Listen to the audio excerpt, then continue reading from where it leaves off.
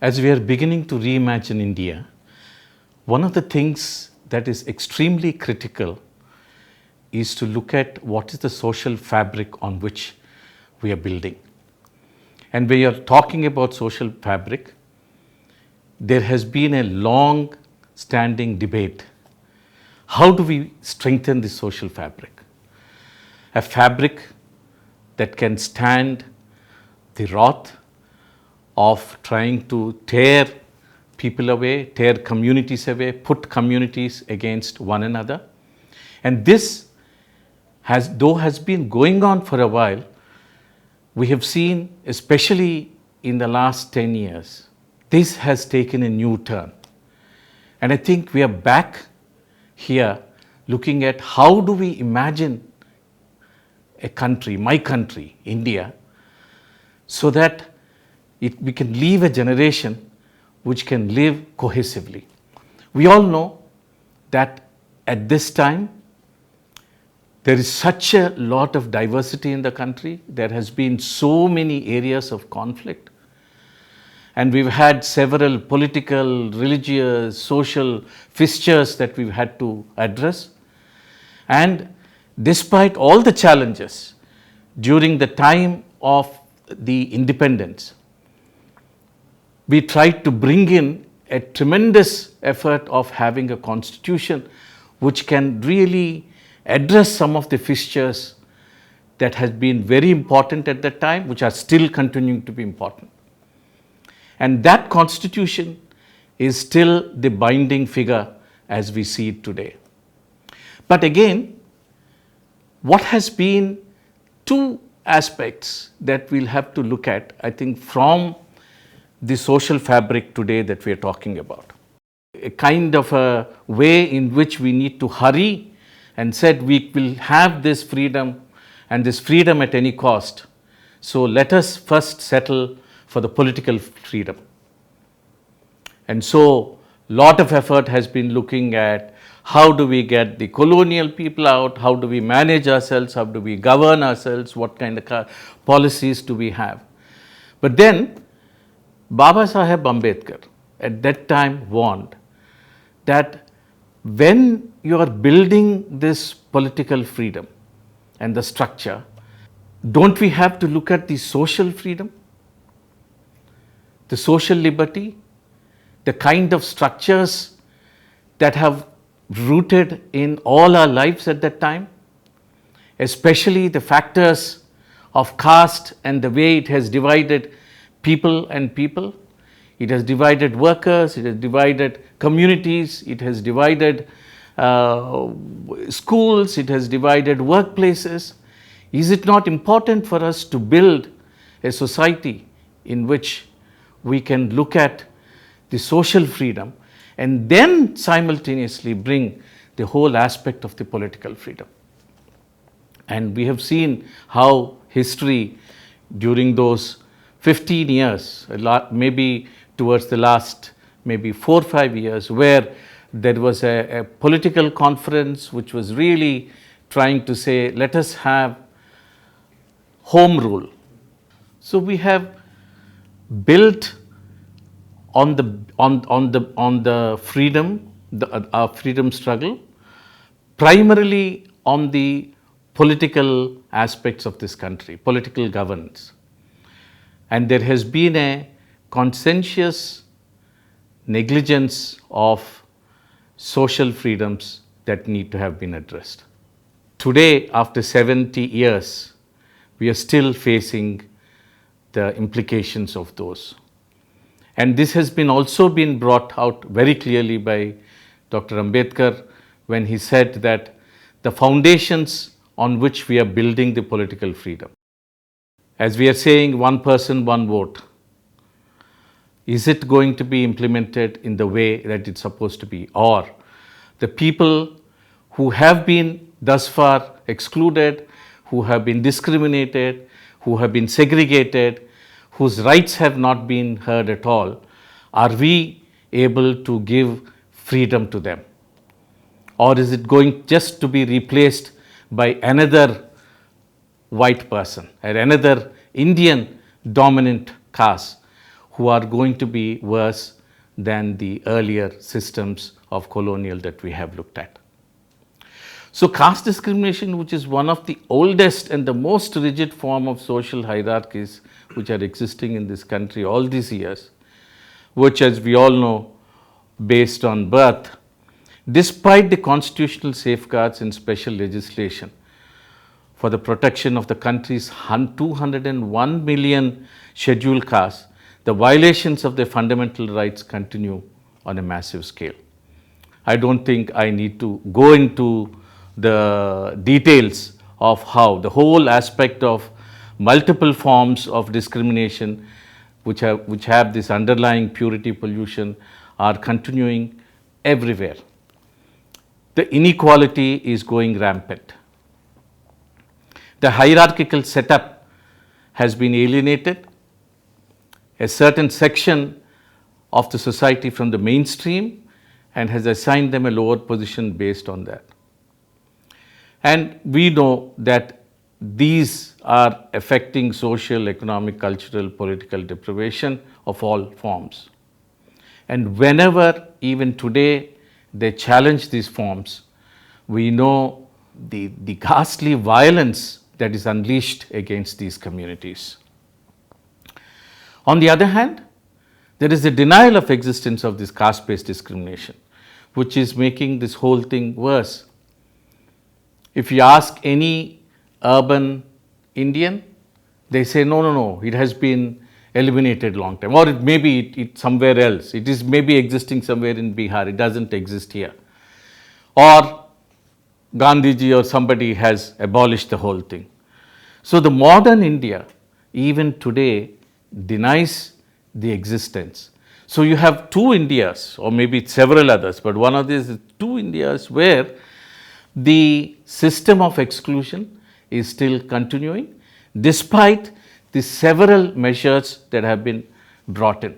The whole aspect of urbanization, globalization, modernization that has swept our country and has trying to see that there is a climate of meritocracy which recognizes and rewards this merit, quote unquote, is still again entrenched with caste-based discriminations. We still come across several perplexing acts of violence where perpetrators are completely scot-free and the impunity still exists. So caste today has proved itself as prevalent, and it will not yield to any law or any policy that we are bringing in, whether it is in any area. And it is pervaded. It has been repressed and pervaded. As development grows, the caste discrimination also has gone in. Earlier, there was discrimination primarily when you say, you are prohibited from walking on the streets, you are prohibited from wearing chappals, you are prohibited from wearing a certain type of clothing, you are prohibited from, of course, marrying anybody even if they both have a consent. And now we see that in all these areas, whether it is health, whether it's employment, whether it's entrepreneurship, markets, both rural markets, urban markets, real estate, housing, corporates, infrastructure. We've done a study on infrastructure. Where are the symbols of infrastructure located? And in 88% of the cases, whether it's bank, whether it's a post office, whether it's the police, whether it's the fire station, whether it's any civic community, the critical infrastructure for the well-being of the communities are all located where the dominant castes live. And even though it's not that the scheduled castes are not being contributing to the treasury, we know India has a very regressive caste tax system which has indirect taxes. So the proportion of the money that is going into the coffers of a country, of a whole tax system, a large proportion of that is coming from those of the excluded communities.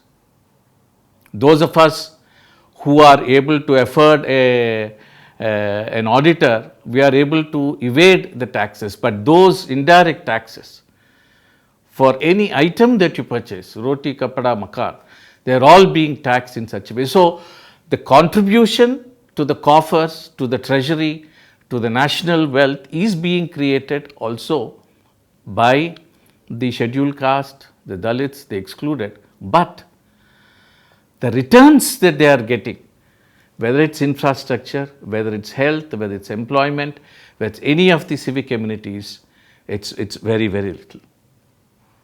It's not only there. You look at the disasters. When you look at the disasters, where are they located? The people who are affected, the most vulnerable locations where the disasters occur, are also the places which are inhabited by the excluded communities. So there is a kind of an inbuilt structural discrimination and a very systemic discrimination which systematically has excluded, despite the fact that there are several provisions. I don't want to get into a lot of statistics, but just to say in education, you see Dalits are lagging behind the dominant caste.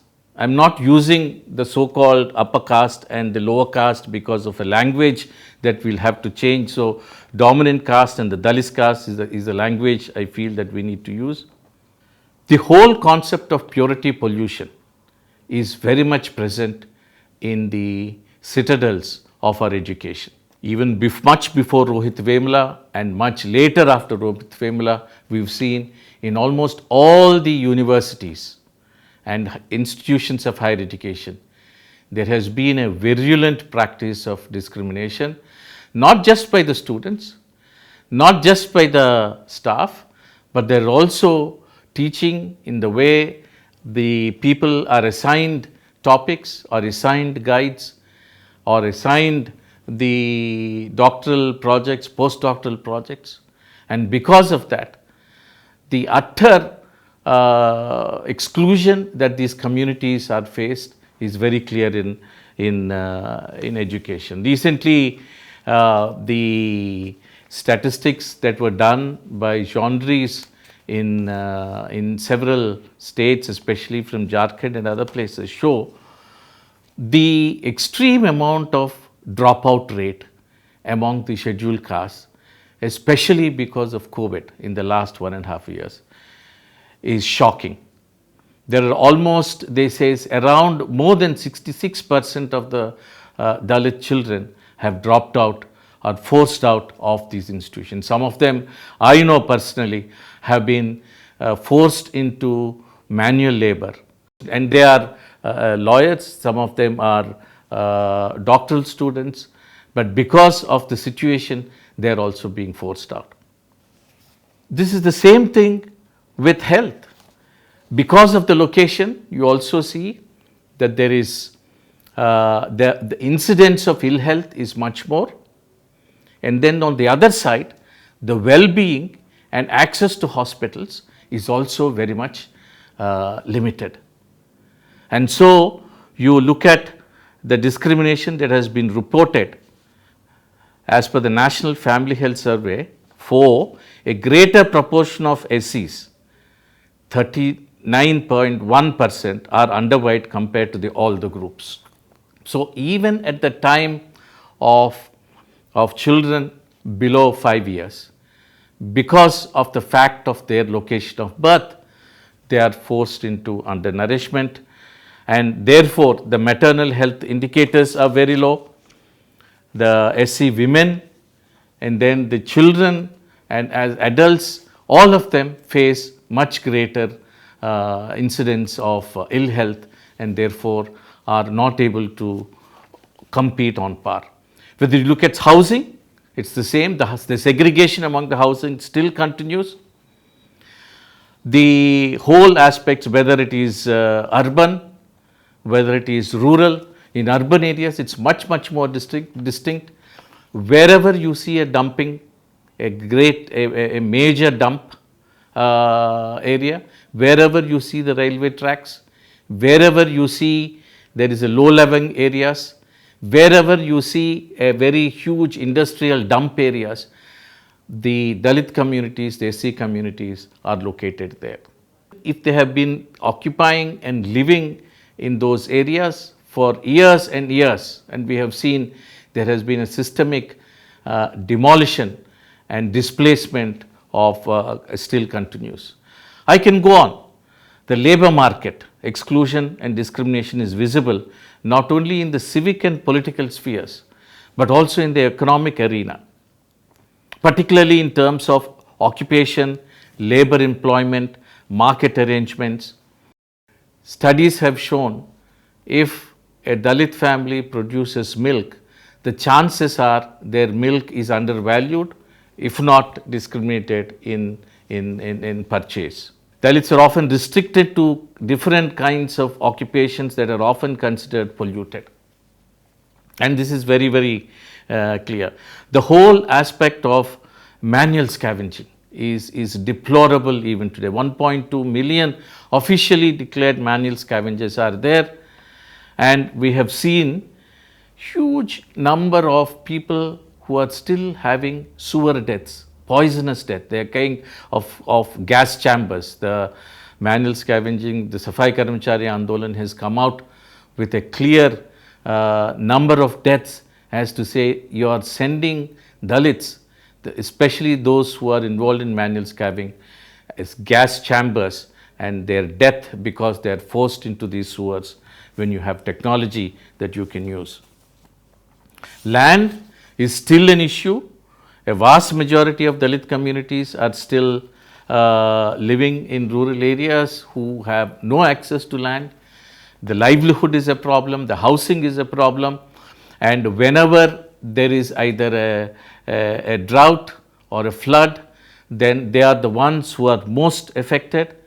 And the whole land market, even if there is a way in which either from the state's resources or from the personal private resources, one cannot enter into the land market because it is not open, and only if you are a particular caste you are able to buy even today. And there is a structural discrimination in the allocation of budgets, and a lot of studies have come. We ourselves have done a lot of studies that even today only 20% of the money that is allocated, the so-called, earlier it used to be called special component plan, now they are calling it welfare schemes for the scheduled caste and welfare schemes for the scheduled tribes. These allocations are notional in the sense on paper you will see that they are for scheduled caste or for scheduled tribes, but the purpose for which they are being used is for airports, for building 6-way lane, for giving electricity subsidy. So, the money that should go for individual welfare or development or entrepreneurial aspect for the scheduled caste is completely diverted. In some cases they are even buying bullets, in some cases they are building helipads. Delhi government at one point started distributing laddu for the Diwali with the money that is supposed to be given. So, this kind of a systemic exclusion, a default exclusion that exists whenever and wherever the communities are concerned and wherever they are developing, whether it is education, whether they are attempting to access health, whether to access some kind of an entrepreneurship or even access to justice. There is a law, Prevention of Atrocities Act. There has been an amendment, but we also know when I go to the Thane, I will not be able to register a case under the Scheduled Caste, Scheduled Tribes Prevention of Atrocities Act. They may register a case, but they will not cite it as a crime that has been committed against the scheduled caste. So, this kind of a very, very, very systemic aspects in which the policies that have been meant, the policies that have been awarded during the time of the independence onwards, whether it is for bridging the development gap between the excluded communities and rest of the communities, instead of bringing the gap closer, the chasm is being widened day by day. What do we do? What do we do? I think this is a very, very critical aspect that we'll have to look at it. Caste as a concept has posed a great challenge to the community, both due to its origin and its implications. The whole aspect of the fact that it is been built on a clearly religious values. Of course, it started with the Hindutva originally, and it still continues very virulently. The Brahminical systems which have been brought in, I think they are still have spread, whether it's Christianity, whether it is Buddhism, whether it's Islam, whether it is Sikh. In many cases, we have seen separate Gurudwaras that are still being present, separate pews in the churches, separate cemeteries in some places, the burial grounds where Christians will not bury because the persons are from the thing. So, the aspect to say that it is in one religion, definitely I think the basis is still there, but the concept of social exclusion and the hierarchy that is present is virulently being spread through the deep religious beliefs, the beliefs that it is somewhere necessary for us to keep these communities separate. We may be polluted. Of course, it has economic benefits. So, it's not just a kind of a religious space. So, what do we do? I think the founders of a country have seen that the constitutional provisions have been very clearly important, and that we don't have to delve much, because the whole Article 17, Article 15, which guarantees non-discrimination on the basis of caste, the Article 21, which affirms life and security, Article 46 specifically protects Dalits from social injustice, all these, and also Article 16, which says that specifically grants the states for reservation of seats for the underprivileged, the whole aspect of reservation are there in place. Of course, now there is a move to remove this kind of a reservation that is supposed to be implemented. Of course, the way it is being implemented is still such a large lacuna, but already there is a backlash saying that because of reservation, the merit is being compromised, which is another myth. So, apart from the whole aspect of constitutional measures, there have been several legislative measures and administrative mechanisms to ensure this caste-based discrimination is sufficiently captured. So, you have the prevention of atrocities, and before that the Civil Protection of Civil Rights Acts, and much before that the Elimination of Untouchability Offences Act have been there. After that, there are certain other aspects which have come: the elimination of the manual scavenging, prohibition of building of the latrines, the whole bonded labor prohibition, child labor prohibition. Some of these have very clearly been brought in, and not only that, in a few states, even a very critical act which looks at allocation of budgets, separate budgets for the scheduled castes and scheduled tribes have also been brought in.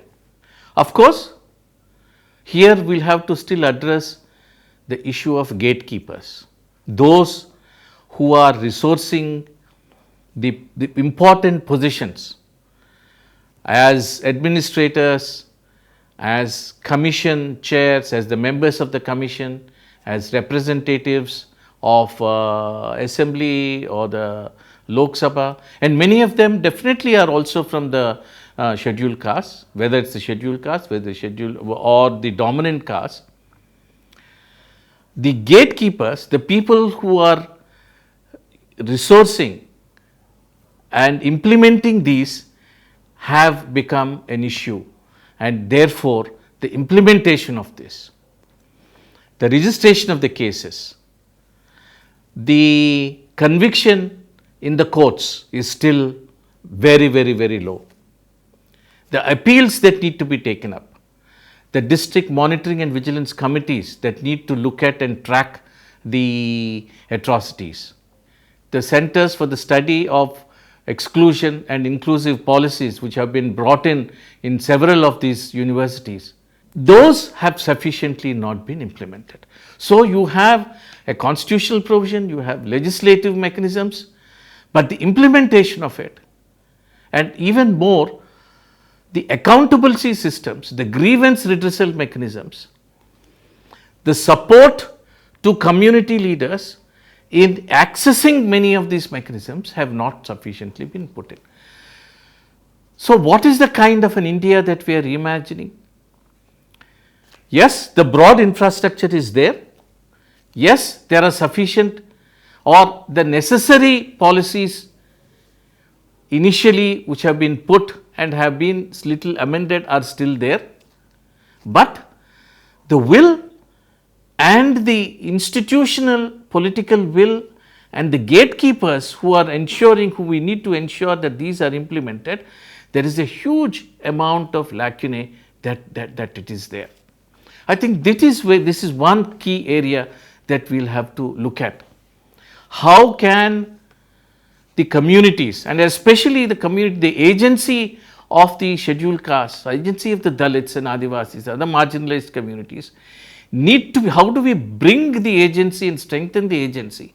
So it is not a savior who is going to come and ensure that these things are implemented or somehow saved, but that the strength and the mobilization takes place. I think that is a major area which is a lacunae.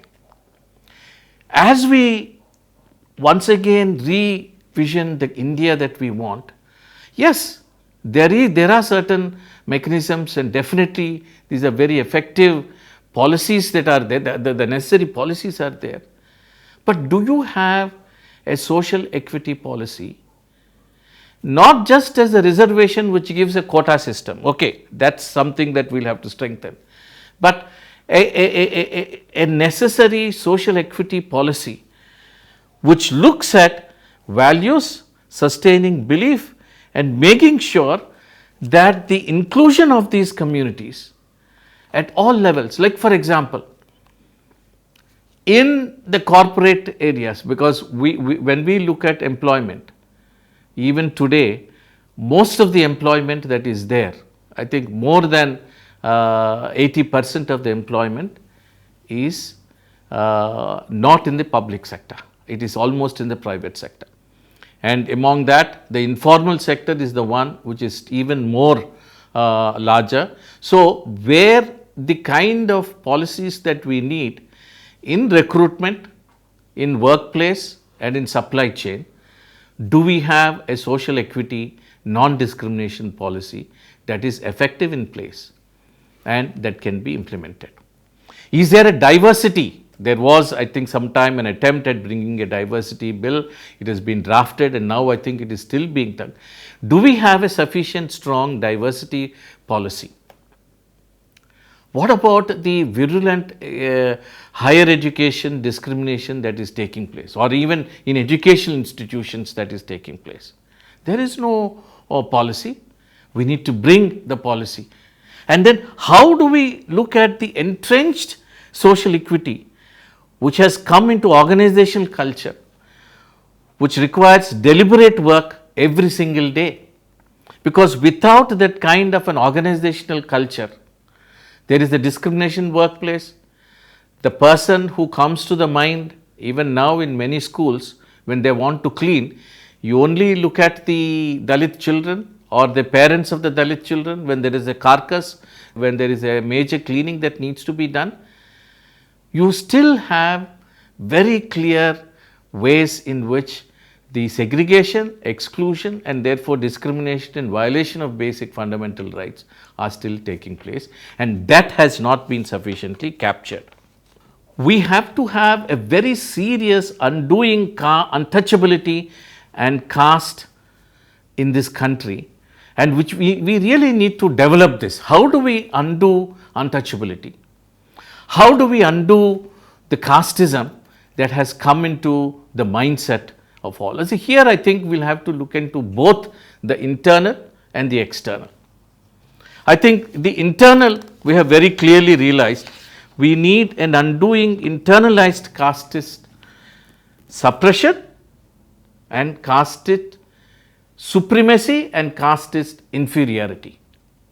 So, because of these ages of this discrimination, we are forcing certain communities to internally take up and accept the forced inferiorities, and therefore, it becomes very difficult for a person to come out.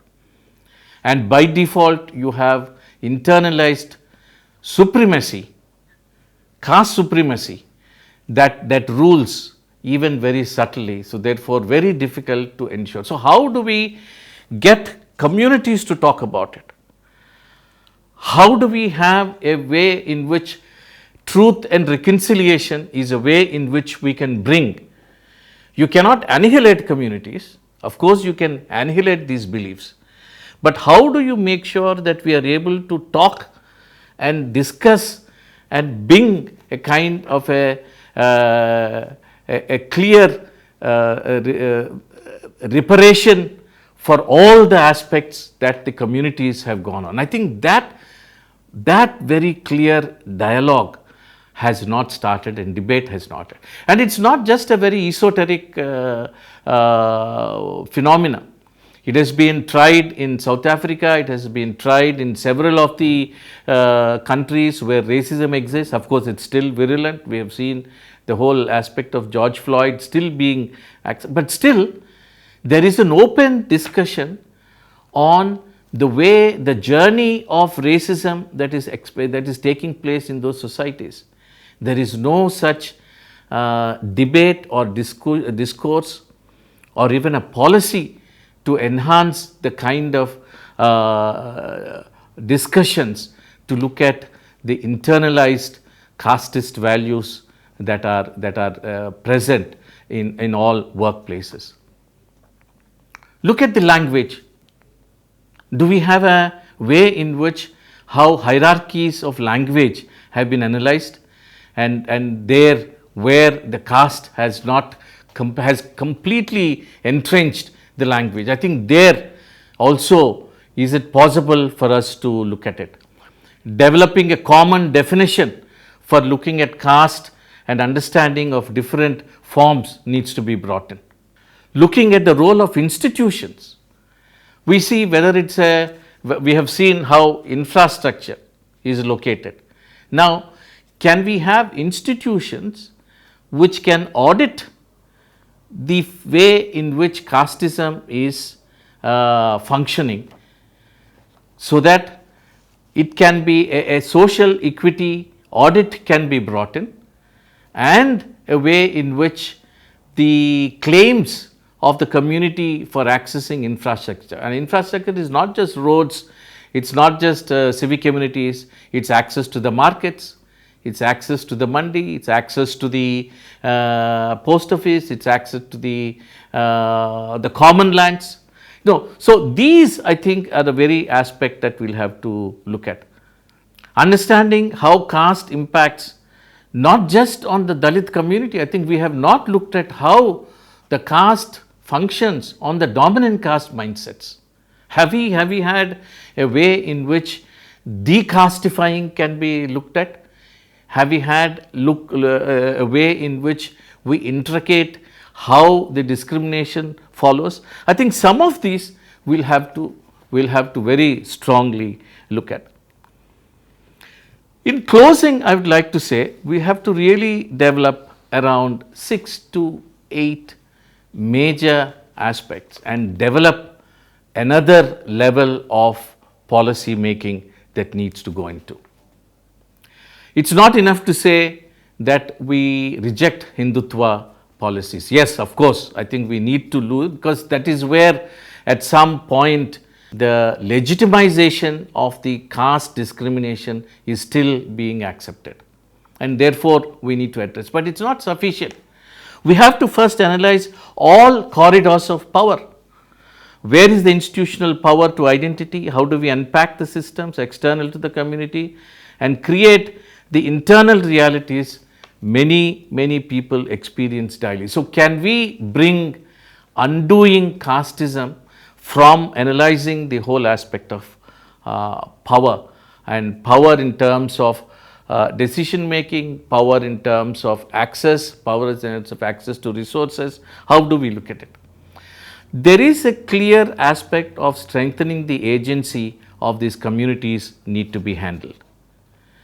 We need both from the Dalit communities as well as from the dominant communities a systemic program where we develop anti-caste leadership from each of these. So, can we have communities which are anti-caste, which play a very clear supportive and monitoring role to see how this is addressed in all spheres. Of course, we earlier said that we need to look at the gatekeepers. There are people who have come on the basis of reservation. There are people who are occupying because of their administrative services. There are people who are occupying. Now, we'll have to have an audit in terms of how effectively are they implementing. Is there a body, is there an index where we'll have to say very clearly that you will have to see that are you anti-caste or are you perpetuating caste? I think this has been done in the area of patriarchy, where there are people who are assessing whether you are pro and you are strengthening the gender rights. Similarly, I feel we will have to look at the institutions and how they have been implementing the power as gatekeepers of those institutions. The whole manifestation of casteism, I think this is something that we have done. It's not only atrocities, it is not only reservation in politics. I think have we looked at health, we need to look at education, we look at employment, budget, access to services, access to justice, housing, labor markets. In all these areas, how do we capture the anti-caste elements, and therefore to take a way in which we can manifest the wherever there is a casteism in which we continue. And I think the fifth element we'll have to look at is we have to learn from the history. This challenging and reimagining India has also started way back in 1900s. If you look at Ayankhali from Kerala, if you look at Sri Narayana Guru again from Kerala, you look at, of course, Baba Saheb has been an icon, but then you also look at several leaders like Kabir, Mahatma Phule, Savitribai Phule, Kanshiram, Bhagireddy Verma, Jagjeevan Ram, several of those leaders, they have left a historical legacy, and I think there is a need to reimagine and continuing to produce such mentors that we go on. Unfortunately, when you see there are no such citadels, there are no such institutions, places where a Dalit can say, I feel proud that I have contributed and my symbols are here. I think we need to create such symbols. We need to ensure that there is a greater accountability mechanisms that are built. I think the reimagining India is something that has to have clear accountability, grievance redressal mechanisms, and making sure that this gets, all the policies get implemented. Of course, networking, sometimes we bring leaders, but sometimes this leadership becomes isolated, leadership becomes only for themselves. How do we bring a collective leadership to be able to take this and wrench the deep seated caste structures that are there in our mindset? And therefore, the last one, I think the culture is extremely important in everything. What is the culture of our attitudes? What is the culture of our expressions? Are there ways in which in everything that we do, we are able to bring in barabari, we are able to bring in equality, and then anti-hierarchical aspects that we do. I think looking at aspects internally and looking at aspect externally, bringing in a vision of the country where we can challenge these powers that continue to exclude. Of course, it takes a lot of courage, it takes a lot of pain, and we do need to speak truth to power when it cases, but I think in all these we'll have to see that we build a comprehensive ways in which we are accountable and we are holding others accountable for an egalitarian society in the way that we imagine India. Thank you for this wonderful opportunity to share, and I think this is a tremendous effort that we need. We have talked about what our problems are. We have talked about what we don't want, but what do we want? What is the vision that we want? And I really commend Gauhar, even Shabnam, and all the team which are bringing out these tremendous bits from all angles to see that we root out the systems of hierarchy, the systems of casteism, the systems of patriarchy that have held to ransom our society. Jai Bhim.